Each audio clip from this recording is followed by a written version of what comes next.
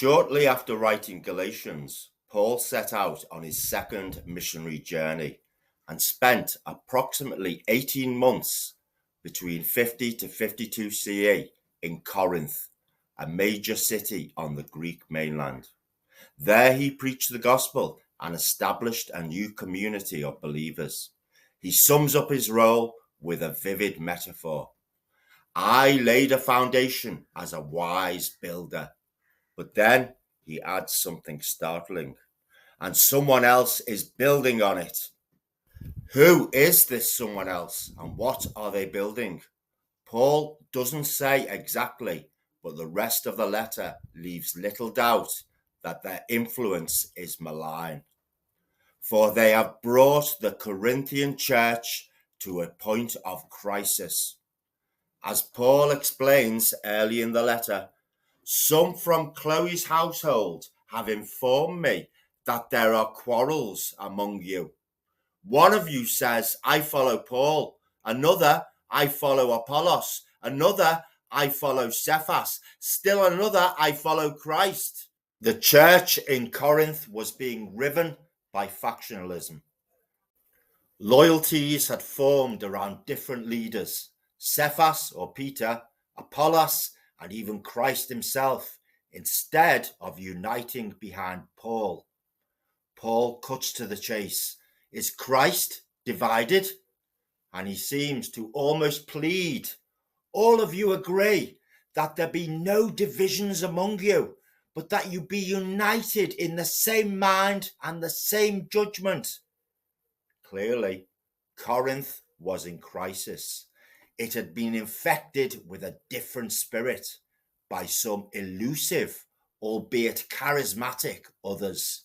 Their aim? To preach a rival gospel, discredit Paul's authority as an apostle, and gather their own following. Paul's anxiety about being replaced or dismissed is woven throughout the letter. His solution is both pastoral and strategic. He sends a trusted intermediary. If Timothy comes, see he has nothing to fear while he is with you, for he is doing the work of the Lord, just as I am. And also a reminder and perhaps a veiled warning. I will stay in Ephesus until Pentecost because a great door for effective work has opened for me, and there are many who oppose me. Paul, as he writes, is in Ephesus, but the message is clear. He is watching, and he will soon return in person. His words carry an unmistakable edge. Support him now, or face his wrath in person later down the line. To those actively challenging his authority, Paul offers this sharp and direct rebuke. I care very little if I am judged by you or by any human court. It is the Lord who judges me. This is Paul asserting his independence, not just from their criticisms, but from all human judgment. He places his confidence in divine assessment alone. Yet even here, there is a sting of wounded pride. His self-defense implies he has, in fact, been heavily judged by his own converts. He reminds them of his apostleship and hardships. To this very hour, we go hungry and thirsty. We are brutally treated. We are homeless. We have become the scum of the earth, the garbage of the world. These aren't just rhetorical flourishes. They are emotional indictments. Paul feels abandoned, degraded, and disrespected. His appeal is part lament, part challenge. Have you already forgotten the cost of this gospel?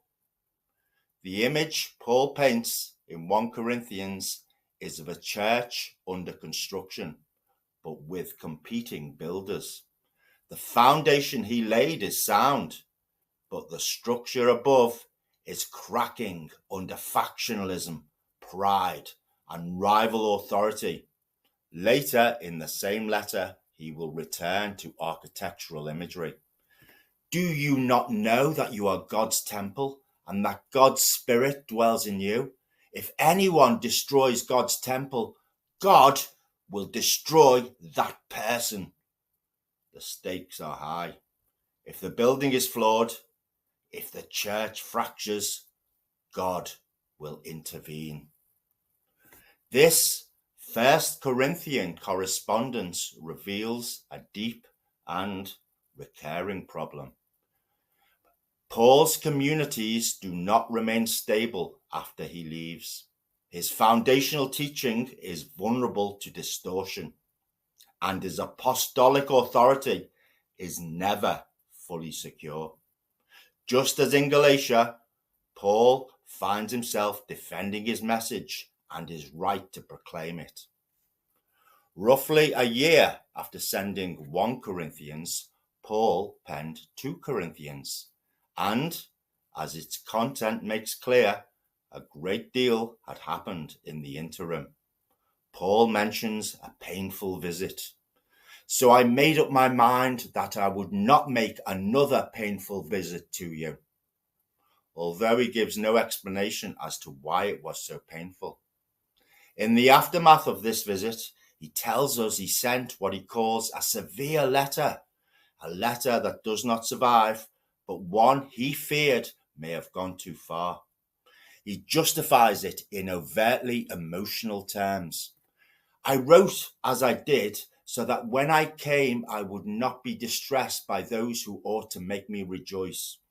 I had confidence in all of you, that you would all share my joy, for I wrote you out of great distress and anguish of heart, and with many fears, not to grieve you, but to let you know the depth of my love for you.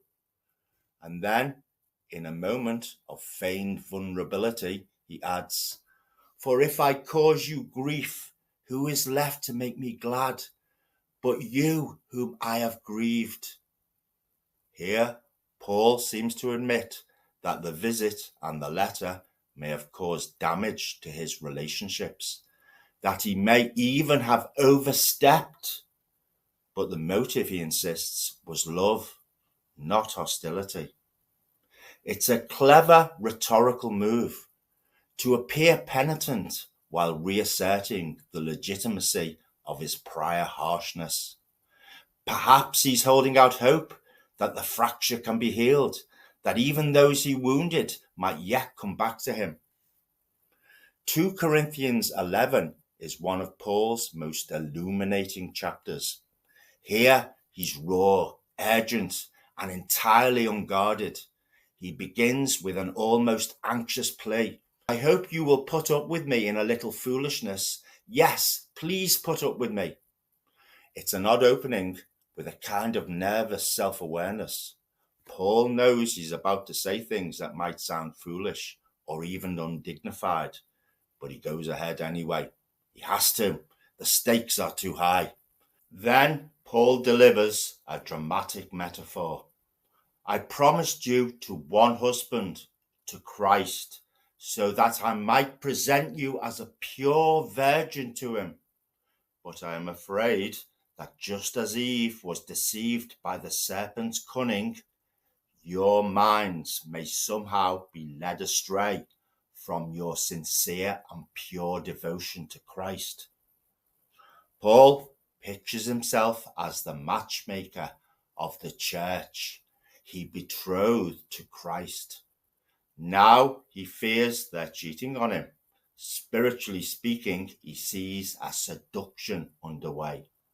He goes on to explain the course of this infidelity.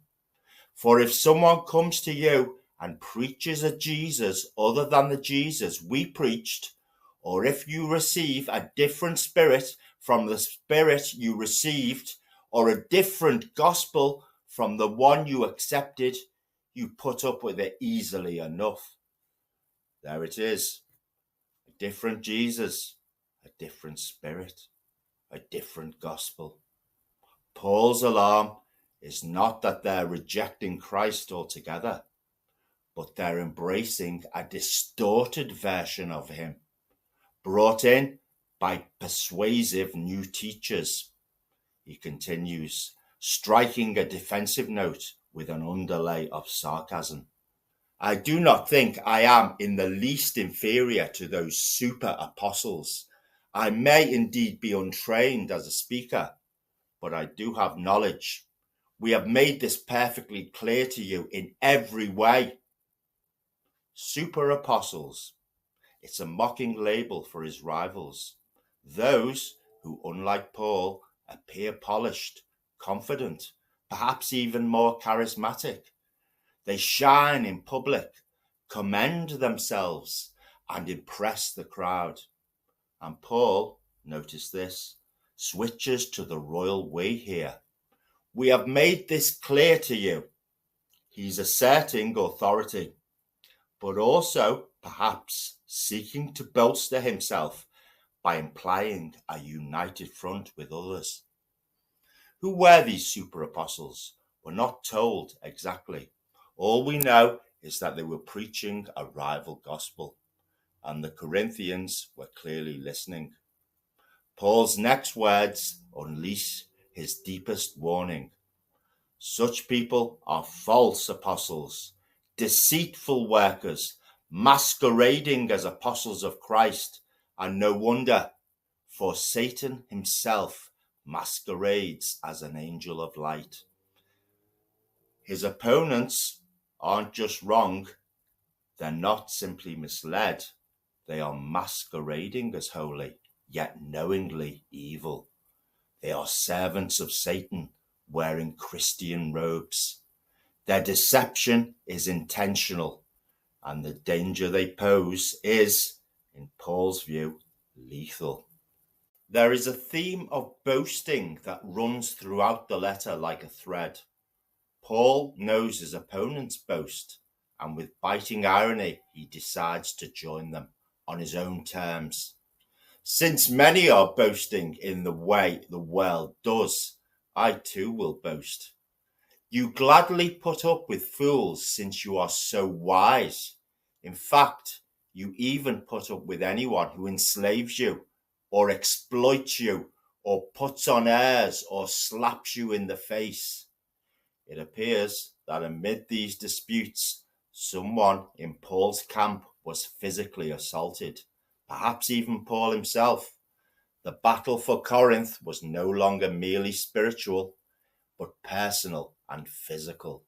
And then Paul does something unexpected. Whatever anyone else dares to boast about, I am speaking as a fool. I also dare to boast about. Are they Hebrews? So am I. Are they Israelites? So am I. Are they Abraham's descendants? So am I. Are they servants of Christ? I am out of my mind to talk like this. I am more. This is Paul at what some would call his rhetorical best. He adopts the voice of his critics and then overwhelms it. But here's the twist. Paul doesn't boast in strength or eloquence. He boasts in suffering as the cost of his ministry. I have worked much harder, been in prison more frequently, been flogged more severely, and been exposed to death again and again. 5 times I received from the Jews the 40 lashes minus 1. 3 times I was beaten with rods. Once I was pelted with stones. 3 times I was shipwrecked. I spent a night and a day in the open sea. And that's just a portion. He goes on, describing hunger, thirst, exposure, danger, anxiety. It's a catalogue of pain, not prestige. His scars are his credentials. His willingness to endure hardship proves his authenticity. This, says Paul, is what true apostleship looks like. Not clever, polished speech, but scars, hardships, relentless pressure, faith under fire. Yet beneath this plea lies a clear power struggle. Paul is no longer simply defending doctrine. He's defending his legitimacy. Paul has been informed of his opponent's take upon him. His letters are weighty and forceful, but in person he is unimpressive and his speaking amounts to nothing. This isn't just a critique of style. It sounds like Paul is being sized up, not just as a speaker, but as a man. His written presence may be bold, even intimidating, but in the flesh, he lacks the gravitas or the muscle to command respect. Paul's response is laced with warning. Such people should realize that what we are in our letters when we are absent, we will be in our actions when we are present. This is a clear threat that if he is challenged in person, he will respond with force. And his use of the royal we, again, suggests that he will come accompanied by his disciples. And together, they will present a far more formidable force than those promoting the different gospel. Paul is promising to show up, not meekly, but ready to assert himself. So, the factionalism in Corinth has escalated to the point where Paul's very presence, or the threat of it, had become a flashpoint.